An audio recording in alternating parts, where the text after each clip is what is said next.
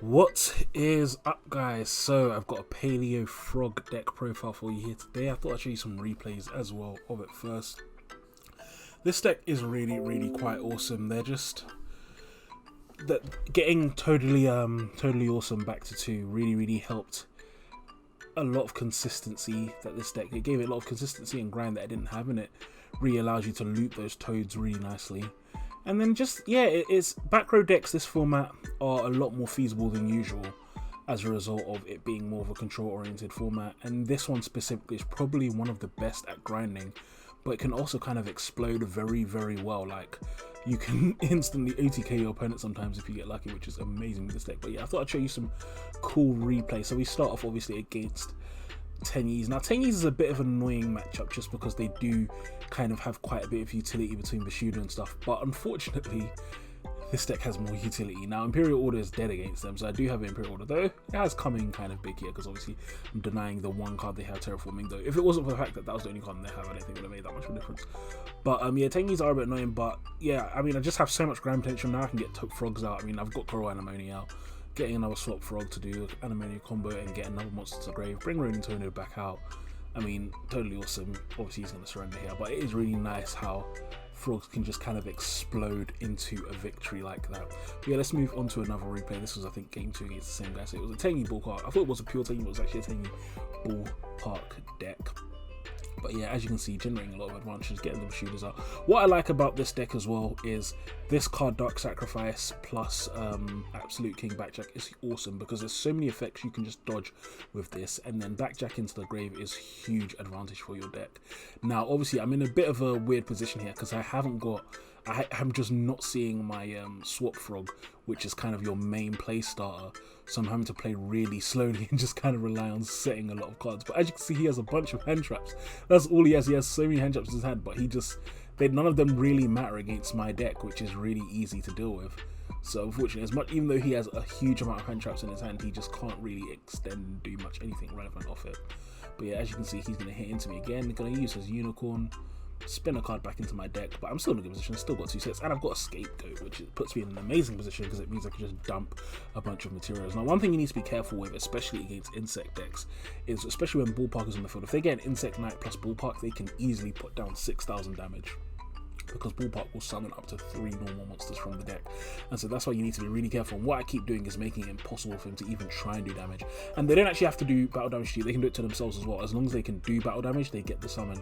So I keep using my interruption before he gets the opportunity to do stuff. This time I didn't get, unfortunately, but he's going to have to Goku Pole instead of being able to summon his Insect Knight out, which brings out another danger, but again, it's not really mattering. Now I've got Get Out. This card is amazing, by the way. I think it's really underrated. We don't see it as much as we should, but just the ability to bounce 2 extra deck monsters is insane for this deck. So yeah, I really do like having that. And then I expect the Scapegoat, another really frustrating card because now I've just put 4 materials on board, denying him battle damage, denying him another giant Ballpark proc.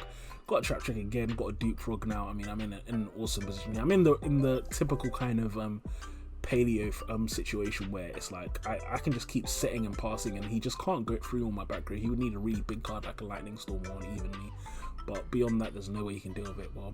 But then I get the second Dupe Frog, which is awesome. I'm going to start trying to loop, but unfortunately he is going to start negating stuff, which is a bit annoying, so I don't get anything else out. I should have guessed he had a bunch of hand traps. I think I just didn't care at this stage. But then he's going to go into a Castel, but unfortunately I'm going to negate that, not let him get that through either.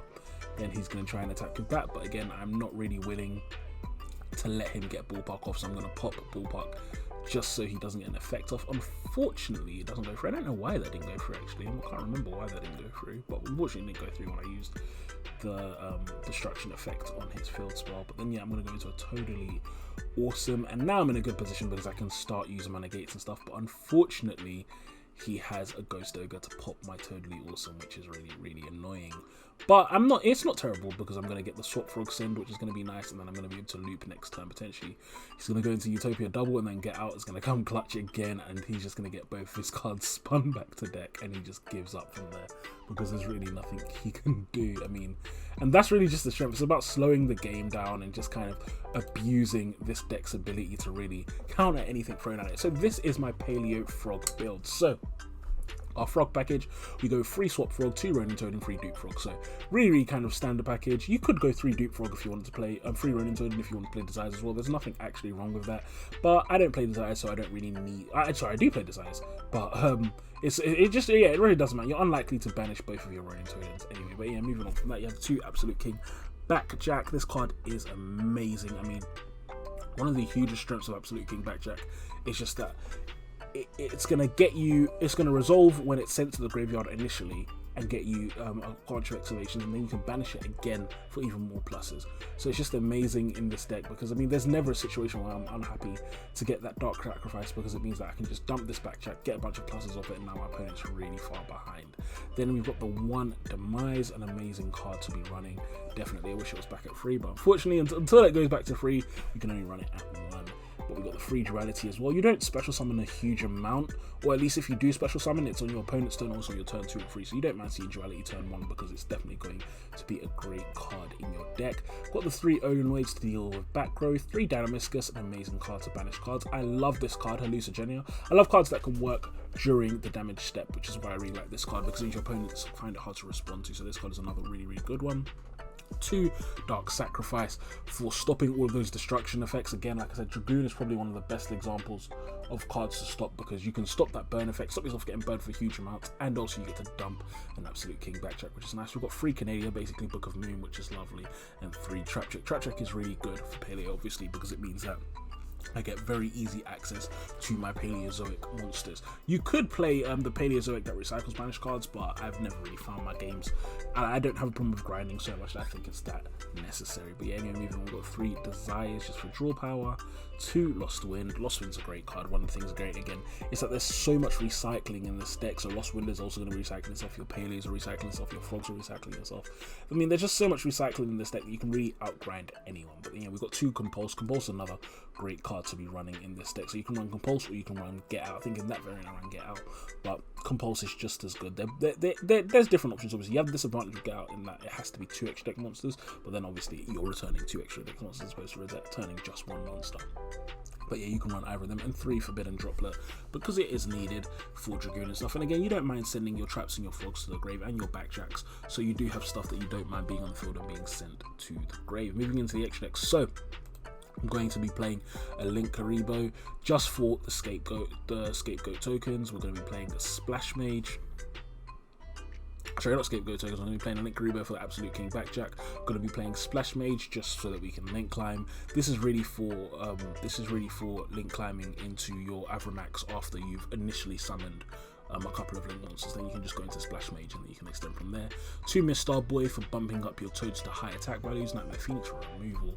Got Unicorn as well for removal. Coral Anemone, really nice card to have in this deck, and it's good to kind of get to high attack values. It's not to get to extend with your Swap Frog and just like dump a bunch of monsters in the graveyard, which is really nice. We've got Great Bubble Reef. So I've been testing this out and it's not a terrible card. One good thing about Bubble Reef is that you do banish quite a bit in your deck, and so this will get to quite high levels of attack without too much difficulty. Now you have this advantage obviously that you're not going to get the Marincess recycling effects, but even without that, I do actually think it's worth running Bubble Reef as a link for, mainly because she's water as well. She's water and Cyberse, which means after I've used things like Coral Anemone, I can still go into my Great Bubble Reef. So I do actually like having this card, and I think I will keep it for now. We've got a Boral Sword again for being over big threats, and we've got Avramax being over big threats. Then we've got 1 Paleozoic over Bina.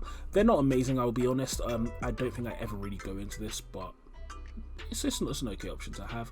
We've got a Dark Mist. This card is great. I do like this card just because it doesn't target and it allows you to beat over anything. This is like a link to Boral Sword. That's how I would look at it, to be honest. But yeah, really nice card to have in your deck for getting over threats. 2 Totally Awesome. Was so happy to have him back at 2 and 1 Paleozoic Anomalocaris. What a name. So again, both the Paleozoic traps aren't amazing, but yeah, if you can get them out, you get them out. They can do a bit of work for you. Moving into the side up, we have Summon Limit. Summon Limit's going to be great for slowing down the game. That's really what you want to be doing with this deck, slowing down the game as much as possible. We've got the 3-dimensional Barrier. Very good card this format because you can shut down so many cards with this card. You've got 3 Evenly for dealing with big boards, just for getting over them. Same with Mystic Mine. Slap it down, now none of them monsters can activate, and the 3 Lightning Storm for the exact same reason. So guys, that is my Paleo Frog deck profile. Definitely a lot stronger after Toadally back to 2, so make sure you give this deck a try and subscribe to my channel for more content. Leave a comment, let me know what other decks you want me to profile, and I'll talk to you all soon. Peace.